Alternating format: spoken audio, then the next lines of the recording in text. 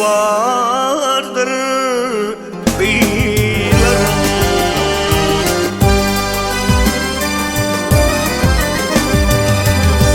Namın dağılap gider, kara saçları çölense,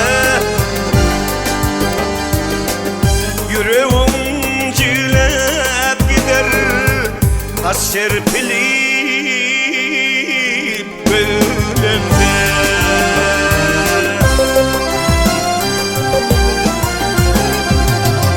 Kara saçtan tutup kara gözler gülense, kara gözler gülense,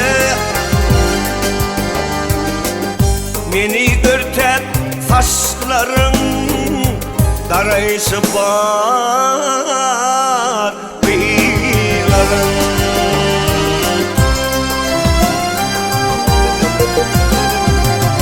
Dişlemedik al yana, almayalı yanaklı, almayalı yanaklı.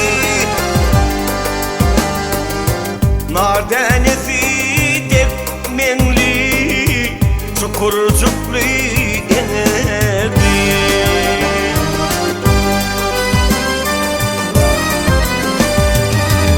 Görünse garvavince, ucu tezi cennetli, köyü sapağın çözler, sarayışı var kıyıların.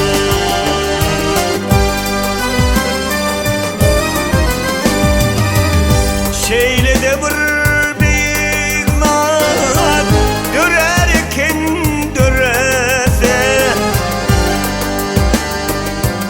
yerim yaydan yan yali sallanıp bir yörese.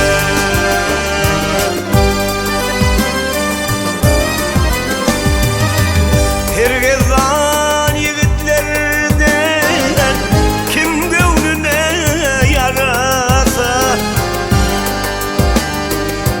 göz astından uğrayınca karayışı vardır kıyıların. Köyü sapağın çözler, sarayışı var